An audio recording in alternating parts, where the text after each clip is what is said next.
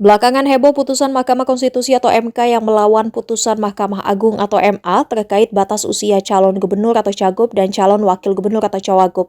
Publik pun kemudian dibuat bingung lantaran putusan dua lembaga hukum tersebut bertentangan lantaran MA menyebut bahwa usia cagup cawagup dihitung sejak pelantikan.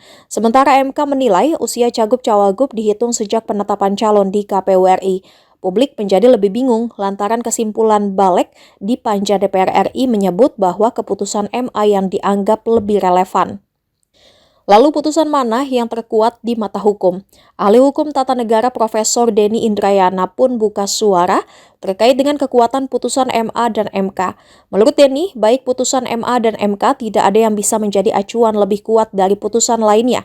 Dalam kasus batas usia cagup-cawagup, putusan MA dan MK yang tidak sejalan memang bisa menjadi isu hukum yang serius, sebab putusan tersebut bertentangan padahal sama-sama dikeluarkan oleh lembaga hukum.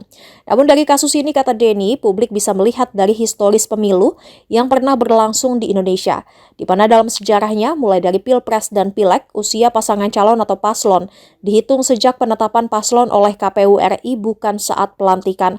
Maka dari itu putusan MK tidak bisa dinafikan begitu saja, terlebih putusan MA yang cenderung terlihat ngotot untuk bisa meloloskan Kaisang Pangarep di Pilkada serentak 2024. Bisa jadi, kata Denny Indrayana, putusan MA kali ini senasib dengan putusan MK nomor 90 tahun 2023 lalu yang memuluskan jalan Gibran Rakabuming Raka untuk maju di Pilpres 2024. Maka, apabila dilihat dari konteks rasionalitas, putusan MK menurut Denny Indrayana jauh lebih logis untuk diikuti. Ya, sebenarnya putusan MA dan putusan MK tidak bisa satu lebih rendah daripada yang lain ya. Tapi memang jadi isu hukum ini kalau putusan MA dan putusan MK tidak sejalan begini.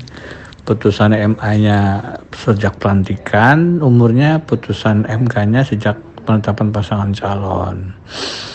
Nah, meski demikian, kalau dilihat dari argumentasi hukumnya, saya cenderung lebih sepakat dengan putusan Mahkamah Konstitusi bahwa secara penafsiran historis, sistematis, praktek selama ini, dan secara komparasi, ya memang semuanya juga sejak penetapan pasangan calon, bukan sejak pelantikan, pemilihan presiden, pemilihan anggota dewan, pemilihan semua sebenarnya calon-calon anggota lembaga negara.